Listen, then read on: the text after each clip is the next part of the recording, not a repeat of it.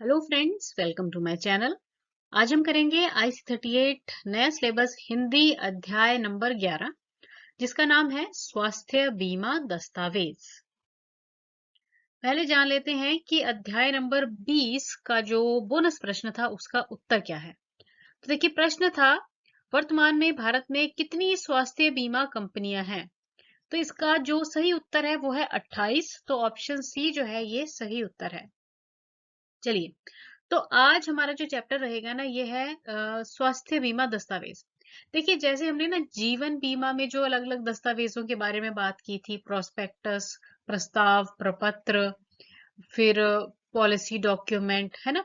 तो सेम वैसे ही जो डॉक्यूमेंट्स रहते हैं वो स्वास्थ्य बीमा में भी सेम ही होते हैं। बस इसमें क्या है कि इसमें ना मेडिकल अंडरराइटिंग ज्यादा की जाती है, क्योंकि लाइफ इंश्योरेंस या जीवन बीमा जब करवाना है तो मेडिकल अंडरराइटिंग इतनी नहीं होती इसमें, क्योंकि इंसान में जो ऑलरेडी बीमारियां हैं जिन्हें की प्री एग्जिस्टिंग डिजीजेस कहा जाता है ना, ये भी जानना होता है। अगर वो कोई दवाई वगैरह तो नहीं ले रहा, उसके पेरेंट्स को कोई बीमारियां तो नहीं थी, मतलब इसमें मेडिकल अंडरराइटिंग जो है, मतलब स्वास्थ्य के लेवल पे जो अंडर राइटिंग की जाती है ना वो थोड़ी ज्यादा की जाती है। बाकी दोनों का ऑलमोस्ट सेम है। ग्रेस पीरियड जैसे वहां पे 30 दिन का था, यहाँ पे भी 30 दिन का ही होता है। तो ऑलमोस्ट सिमिलर चीजें रहती हैं। तो आज हम जो इस चैप्टर में करने वाले हैं वो हमारा प्रस्ताव प्रपत्र, ठीक है। उसके बाद प्रस्ताव की स्वीकृति, मतलब वही अंडर राइटिंग, पर यहाँ पर मेडिकल अंडर राइटिंग हो जाती है। प्रोस्पेक्टस क्या होता है, पॉलिसी दस्तावेज, शर्तें और वारंटी, ये हमारे टॉपिक्स रहेंगे। सबसे पहले बात करते हैं स्वास्थ्य बीमा प्रस्ताव प्रपत्र की। तो भाई, जो प्रस्ताव प्रपत्र का मतलब क्या होता है, प्रपोजल फॉर्म। जैसे हम लाइफ इंश्योरेंस खरीदने के लिए प्रपोजल फॉर्म भरते हैं, वैसे ही स्वास्थ्य बीमा खरीदने के लिए भी हम एक प्रपोजल फॉर्म भरते हैं, जिसमें ना हम अपनी पूरी जानकारी देते हैं, अपना नाम, पता, अपना पूरा का पूरा डिटेल, साथ ही साथ मेडिकल डिटेल्स भी। मतलब लाइफ इंश्योरेंस के कंपैरेटिवली जो स्वास्थ्य बीमा या हेल्थ इंश्योरेंस का प्रपोजल फॉर्म या प्रस्ताव प्रपत्र रहता है ना, उसमें ज्यादा जानकारी होती है। अब यहाँ पर बताया गया है कि प्रस्ताव प्रपत्र में वह जानकारी होती है जो बीमा के लिए प्रस्तावित जोखिम को स्वीकार करने में उपयोगी होती है। क्योंकि देखो भाई, अंडरराइटर जो है, जिसने चेक करना है कि इंश्योरेंस कर सकते हैं नहीं कर सकते, अब उसके पास तो पूरी इंफॉर्मेशन जो है वो प्रस्ताव प्रपत्र के रूप में ही जाएगी ना। व्यक्ति खुद जाके तो बताएगा नहीं कि जी मेरे को ये प्रॉब्लम है, ये प्रॉब्लम है ना। तो प्रस्ताव प्रपत्र पर सारी की सारी जानकारी भर दी जाती है, जिसको कि अंडरराइटर चेक करता है और फिर देखता है कि इंश्योरेंस हो सकती है या नहीं हो सकती, और अगर हो सकती है तो किन कीमतों पर या कितना प्रीमियम लेकर की जा सकती है। अब यहाँ पर बताया गया है कि एक जो पूर्ण प्रस्ताव फॉर्म होता है ना, उसपे क्या क्या जानकारी होती है। देखो, उसपे जो बीमा धारक है उसका पूरा विवरण होगा, एवरीथिंग, मतलब नाम, पता, उसकी डेट ऑफ बर्थ, उसके मैरिड है या नहीं है, उसका जो एजुकेशनल बैकग्राउंड हो गया, फिर उसका फाइनेंशियल बैकग्राउंड क्या करता है प्रोफेशनली, उसकी जो फैमिली हिस्ट्री है उसके बारे में, उसमें जो बीमारियां हैं उन सभी चीजों के बारे में जानकारी होती है। विषय वस्तु, ठीक है ना। देन आवश्यक कवर, मतलब किस प्रकार का कवर चाहते हैं, क्योंकि ना हेल्थ इंश्योरेंस में ना बहुत सारी डिफरेंट चीजें होती हैं लाइफ इंश्योरेंस के कंपैरेटिवली, तो वो सारी जानकारी जो है इसमें दी जाती है। भौतिक विशेषताओं का विवरण, मतलब दोनों ही, सकारात्मक भी और नकारात्मक भी। इसमें फॉर एग्जांपल वो मान लीजिए कि व्यक्ति स्मोकर है या नहीं है, या नॉन स्मोकर है, ड्रिंक करता है या नहीं करता है ना, तो ऐसी चीजें। और उसके बाद उसका मतलब उसने पहले तो नहीं कोई बीमा लिया था, अगर लिया था तो उसका कैसा अनुभव था, मतलब ये सारी चीजें जो है उससे पूछी जाती हैं। उसके बाद प्रोस्पेक्टस, वैसे प्रोस्पेक्टस तो सबसे पहले आता है। प्रोस्पेक्टस क्या होता है कि ना, जिसमें ना डॉक्यूमेंट्स, ऐसे डॉक्यूमेंट जिसमें कि जो भी इंश्योरेंस पॉलिसी वो ले रहा है, मतलब जैसे जो जीवन बीमा पॉलिसी जिस भी कंपनी की ले रहा है, तो उसके बारे में ना पूरी जानकारी दी होती है, तो उसको प्रोस्पेक्टस कहते हैं। उसके बाद स्वास्थ्य बीमा दस्तावेज। देखो भाई, स्वास्थ्य बीमा पॉलिसी दस्तावेज का मतलब क्या हो गया, जो हेल्थ इंश्योरेंस का पॉलिसी डॉक्यूमेंट मिलेगा। जब आपकी पॉलिसी हो जाती है ना, तो उसके बाद कंपनी की तरफ से आपको पॉलिसी दस्तावेज जो है वो इशू कर दिया जाता है, जिसमें सारी जानकारी आपको दी होती है कि आपको जो स्वास्थ्य बीमा कवरेज है कौन सी शर्तों नियमों के हिसाब से मिला है, कितने का लिया है आपने, और बाकी जो आपको उसमें सुविधाएं मिलनी है, दावा प्रक्रिया वगैरह कैसी होंगी, वह ईच एंड एवरीथिंग जो है वो इसमें एक्सप्लेन किया जाता है। अच्छा, उसके बाद है शर्तें, वारंटी। शर्तें क्या होता है? शर्त बीमा अनुबंध में एक प्रावधान है जो कि समझौते का आधार बनता है। मतलब क्या होता है, बीमा में कुछ शर्तें रखी जाती हैं कि आपको ये इस तरह से मतलब टाइम टू टाइम अपना प्रीमियम जमा करवाना होगा, ठीक है ना? और अगर आप, और कंपनी की तरफ से ये शर्तें होती है या प्रोमिसेस होते हैं कि भाई अगर आपके साथ कुछ भी प्रॉब्लम हो गई, हेल्थ इंश्योरेंस, हेल्थ इश्यूज आ गए, तो हम आपको जो जितना भी सम एश्योर्ड है उसके हिसाब से आपको जो है बेनिफिट्स प्रोवाइड करेंगे, है ना? तो इसे शर्तें कहते हैं। उसके बाद है वारंटी। वारंटी क्या है? वारंटी बीमाकर्ता और बीमित व्यक्ति के बीच एक समझौता है जिसे पूरी तरह से पूरा किया जाना चाहिए। अच्छा, उसके बाद वारंटी के बारे में एक और पॉइंट यहाँ पर दिया हुआ है कि वारंटी का सख्ती से और शाब्दिक रूप में, मतलब शब्दों के रूप में पालन किया जाना चाहिए, चाहे वो जोखिम के लिए महत्वपूर्ण हो चाहे ना हो। तो ये कुछ पॉइंट्स रहे हैं। अच्छा, उसके बाद है जी स्वास्थ्य बीमा में अनुमोदन।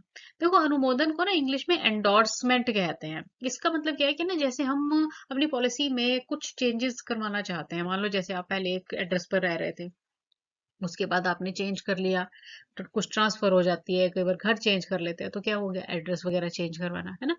उसके बाद क्या है कि जैसे मान लीजिए कि जब आपने पॉलिसी ली है तब आप मैरिड नहीं थे, अपने अकेले के लिए लिए।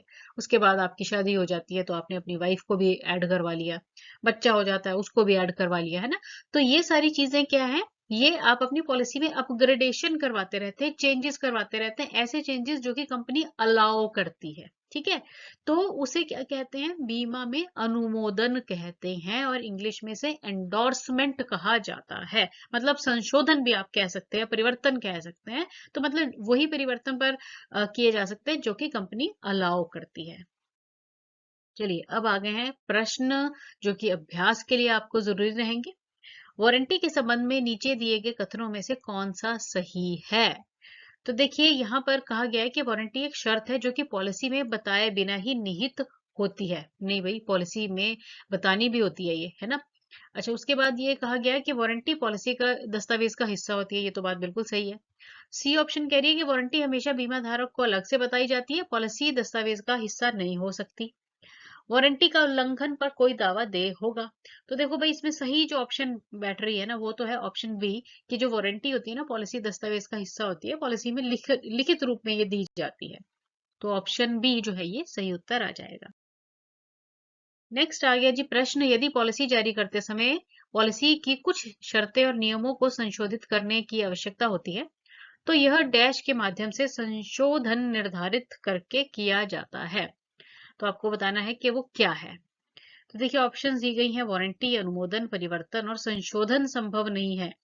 तो भाई, संशोधन जो है ना, यानी कि चेंजेस जो कि कंपनी अलाउ कर रही है, उसको क्या कहते हैं, अनुमोदन। अभी तो हमने पढ़ा है ना। तो ऑप्शन बी जो है ये सही उत्तर है। दिशा निर्देशों के अनुसार एक बीमा कंपनी को डैश के भीतर एक बीमा प्रस्ताव पर कार्यवाही करनी होती है। तो भाई, जो IRDAI के दिशा निर्देश है ना, उनके हिसाब से बीमा कंपनी को 30 दिन में किसी भी बीमा प्रस्ताव पर कार्यवाही करनी होती है। तो ऑप्शन सी जो है आपका सही उत्तर है। यदि प्रीमियम का भुगतान चेक के द्वारा किया जाता है, मतलब चेक दिया है आपने, ठीक है, तो नीचे दिए गए कथनों में से कौन सा सही होगा? जोखिम उस दिन को माना जा सकता है जिस दिन चेक पोस्ट किया जाता है। जोखिम उस तारीख को माना जा सकता है जिस दिन चेक बीमा कंपनी द्वारा जमा किया जाता है। जोखिम उस तारीख को माना जाता है जिस दिन चेक बीमा कंपनी द्वारा प्राप्त किया जाता है। और जोखिम उस तारीख को माना जाता है जिस दिन प्रस्तावक द्वारा चेक जारी किया जाता है।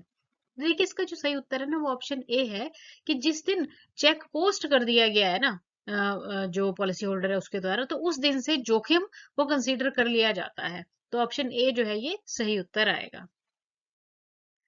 बीमा अधिनियम 1938 की धारा 64 5B प्रीमियम भुगतान के बारे में क्या कहती है? तो भाई, ये जो धारा है ना 64 5B, ये कहती है, चेक करते हैं ऑप्शंस क्या है। इसका भुगतान नियत तिथि के बाद किया जाना चाहिए। इसका भुगतान बीमा कवर शुरू होने के बाद किया जाना चाहिए। इसका भुगतान पॉलिसी समाप्त होने के बाद किया जाना चाहिए। इसका भुगतान बीमा कवर शुरू होने से पहले ही किया जाना चाहिए। ऑप्शन डी जो है ये सही उत्तर है। नवीनीकरण नोटिस के संबंध में नीचे दिए गए कथनों में से कौन सा सही है? देखो भाई, नवीनीकरण का मतलब क्या होता है कि जैसे हम ना जैसे अब ये जो हेल्थ इंश्योरेंस पॉलिसीज होती हैं, ठीक है, इनका ना साल साल का प्रीमियम इकट्ठा जाता है, ठीक है, तो एक साल का आपने भर दिया, अगले साल फिर से इसको रिन्यू करवाना पड़ता है, तो रिन्यू का मतलब क्या होता है? नवीनीकरण, ठीक है ना। तो नवीनीकरण नोटिस के संबंध में यहाँ पे बताना है कि कौन सा कथन सही है। नियमों के अनुसार बीमाकर्ताओं पर पॉलिसी की समाप्ति से 30 दिन पहले बीमा धारक को नवीनीकरण नोटिस भेजने का कानूनी दायित्व है। मतलब कंपनी को भेजना ही पड़ेगा, कानूनी दायित्व है। 30 दिन पहले नोटिस भेज दो कि आपकी पॉलिसी जो है उसका पैसा आपको जमा करवाना है, ठीक है। ऑप्शन बी कह रही है कि नियमों के अनुसार बीमाकर्ताओं पर पॉलिसी की समाप्ति से 15 दिन पहले बीमा धारक को नवीनीकरण नोटिस भेजने की कानूनी दायित्व है। ऊपर 30 दिन कहा था, यहाँ 15 दिन कह दिया। नेक्स्ट में बोला गया है 7 दिन, ठीक है। और लास्ट ऑप्शन कह रही है कि नियमों के अनुसार बीमाकर्ताओं पर पॉलिसी की समाप्ति से पहले बीमा धारक को नवीनीकरण नोटिस भेजने की का कोई भी कानूनी दायित्व नहीं होता है। तो बिल्कुल सही, ये कंपनी पर कोई कानूनी दायित्व नहीं है। वैसे ही कंपनीज जो हैं अपनी सेल्स वगैरह को और सर्विसिंग को ध्यान में रखते हुए नोटिस सेंड कर देती हैं, पर कानून नहीं कहता कि आप सेंड करो। ये बीमा धारक की खुद की जिम्मेदारी है कि मैंने अगर पॉलिसी ली हुई है तो मेरे को उसका प्रीमियम का किस्त भी जो है वो टाइमली भरना है। मतलब ये कानूनी दायित्व नहीं है बीमा करता या इंश्योरेंस कंपनी का। वो अपनी सेल्स या मार्केटिंग या सर्विसिंग के पॉइंट ऑफ व्यू से इस तरह के मैसेजेस और फोन वगैरह कर देते हैं, ठीक है जी। तो ऑप्शन डी जो है ये सही उत्तर है। एक फास्ट फूड रेस्टोरेंट का डिलीवरी मैन उसी रेस्टोरेंट के अकाउंटेंट से डैश है। अधिक जोखिम, कम जोखिम, कोई जोखिम नहीं, लगातार जोखिम। तो भाई अधिक जोखिम में अब कैसे? क्योंकि देखो जो ना फास्ट फूड रेस्टोरेंट का जो डिलीवरी बॉय है या डिलीवरी मैन है, वो ज्यादा समय सड़कों पर है ना, और जो सड़क पर रहेगा एक्सीडेंट का खतरा उस पर ज्यादा रहेगा। और जो अकाउंटेंट है वो तो सारा समय ऑफिस में बैठा रहता है, सुबह आता है, शाम को जाना होता है उसने, है ना। तो मतलब सड़क पर तो वो 2 बार ही निकल रहा है। पर जो डिलीवरी बॉय है वो तो ऑलमोस्ट सारा काम ही उसका सड़क पर है, सड़कों पर ही ट्रेवल करा इधर से उधर। तो ज्यादा जोखिम किस पर है? डिलीवरी बॉय पे, ठीक है ना। तो इसलिए ऑप्शन ए जो है ये सही उत्तर है। जोखिम के आकलन के लिए महत्वपूर्ण तथ्यों का खुलासा ना करना, भ्रामक जानकारी प्रदान करना, बीमा धारक द्वारा धोखाधड़ी या असहयोग करना डैश होगा। भाई जो बीमा धारक है ना, गड़बड़ी कर रहा है अब यहाँ पे, जानकारी भी भ्रामक दे रहा है, तथ्यों का उसने प्रॉपरली खुलासा भी नहीं किया, धोखाधड़ी कर रहा है वो, है ना। तो ये कौन सा ऑप्शन सही बैठेगा यहाँ पे? जारी की गई पॉलिसी के तहत कवर को रद्द करना, बीमा धारक के जोखिम को बढ़ाना, बीमा धारक को आसानी से कवर प्राप्त करने में मदद करना, और बीमाकर्ता के जोखिम को कम करना। भाई अब आपको मुझे लगता है समझ आ गया होगा। अगर कोई धोखाधड़ी करेगा तो क्या होएगा? पॉलिसी को रद्द ही किया जाएगा। ऑप्शन ए ही आएगा कि जारी की गई पॉलिसी के तहत जो कवर है उसको रद्द कर दिया जाता है। अगर कोई भी जो व्यक्ति है जो पॉलिसी ले रहा है, गड़बड़ी उसने शो की है ना, मतलब कोई धोखाधड़ी कर रहा है, तो उसका कवर रद्द कर दिया जाएगा। ऑप्शन ए जो है वो सही उत्तर है। तो अगला प्रश्न है, टीपीए शब्द का तात्पर्य क्या है? तो आपको बताना है टीपीए का अर्थ क्या होता है स्वास्थ्य बीमा के संबंध में, ठीक है जी। तो देखिए, वैसे तो इंग्लिश में टीपीए का मतलब होता है थर्ड पार्टी एडमिनिस्ट्रेटर, ठीक है। और हिंदी में इसे कहा जाता है तृतीय पक्ष प्रशासक। तो इसलिए ऑप्शन सी जो है आपका सही उत्तर आएगा। निम्नलिखित परिदृश्य में दर्शाए गए बीमा के प्रकार को पहचानिए, ठीक है। पहले परिदृश्य देख लेते हैं कि क्या है। रोगी स्वास्थ्य प्रदाता को भुगतान करता है और बाद में स्वास्थ्य बीमा कंपनी द्वारा उसे प्रतिपूर्ति की जाती है। मतलब क्या है कि रोगी ने ना जहां से अपना इलाज करवाया ना वहां पर पैसा दे दिया, और बाद में उसकी जो प्रतिपूर्ति है वो बीमा कंपनी के द्वारा की जाती है, ठीक है। तो इसे क्या कहेंगे? सेवा लाभ, प्रत्यक्ष अनुबंध, क्षतिपूर्ति या फिर दुर्घटना। तो देखिए, ऐसी कंडीशन को ना क्षतिपूर्ति कहा जाता है। ऑप्शन सी जो है ये आपका सही उत्तर है। स्वास्थ्य बीमा कंपनियों द्वारा नैतिक जोखिम के परिणाम स्वरूप डैश हो सकता है। देखिए अगर कोई व्यक्ति ना नैतिक जोखिम मतलब अपने बारे में ना सही जानकारी ना दे, प्रॉपर जानकारी ना दे, नैतिक जोखिम हो गया है, मान लो कि इंश्योरेंस की गई है ना, तो उस समय क्या हो जाता है, कंपनियों से प्रतिकूल चयन होने की संभावना रहती है। ऑप्शन बी जो है ये सही उत्तर है। डैश एक बीमा धारक है जो अस्पताल में भर्ती होने के बाद उपचार करवाता है। तो देखिए जो बीमा धारक अस्पताल में एडमिट होने के बाद, भर्ती होने के बाद उपचार करवाता है ना, उसे इन पेशेंट कहते हैं। क्या कहते हैं? Inpatient. Outpatient second option जो है ना, आउट पेशेंट का मतलब होता है कि गए हम जाके आराम से इलाज करवा लिया, आ गए। ठीक है। डे पेशेंट भी सिमिलर ही हो जाता है। ठीक है। हाउस पेशेंट क्या है कि यहाँ पे डॉक्टर घर पे आके इलाज करता है। इन पेशेंट का मतलब क्या है कि जो हॉस्पिटल में भर्ती होने के बाद उपचार करवाता है। ठीक है। डैश एक अस्पताल या स्वास्थ्य देखभाल प्रदाता को संदर्भित करता है जिसे बीमाकर्ता द्वारा बीमित व्यक्ति को चिकित्सा सेवाएं प्रदान करने के लिए सूचीबद्ध किया जाता है कैशलेस सुविधा द्वारा भुगतान पर। देखो मतलब यहाँ पर क्या बताया गया है कि ना जो ना बीमा कंपनीज होती हैं, बीमा करता होते हैं अलग अलग, उनका क्या है ना कि हॉस्पिटल्स के साथ ना एक नेटवर्क बना होता है, मतलब 10 20 50 या 100 जितने भी मतलब पूरे देश में हो गए कि भाई ये हॉस्पिटल्स जो हैं इनके साथ उनका कॉन्ट्रैक्ट बना हुआ है। तो जब वो आप उस पर्टिकुलर इंश्योरेंस कंपनी से अपनी हेल्थ इंश्योरेंस करवाएंगे तो वो आपको ना वो लिस्ट दे देते हैं कि भाई इन इन हॉस्पिटल्स में आप कहीं पे भी देश में जाके इलाज करवा सकते हैं। तो उसको क्या कहा जाता है? देखो उसको ना नेटवर्क प्रोवाइडर या फिर हिंदी में नेटवर्क प्रदाता कहा जाता है। ठीक है। तो उसे नेटवर्क प्रदाता प्रदाता कहेंगे और ऑप्शन बी जो है आपका सही उत्तर आ जाएगा। स्वास्थ्य बीमा निम्नलिखित में से किस जोखिम को संभालने के लिए बनाया गया है?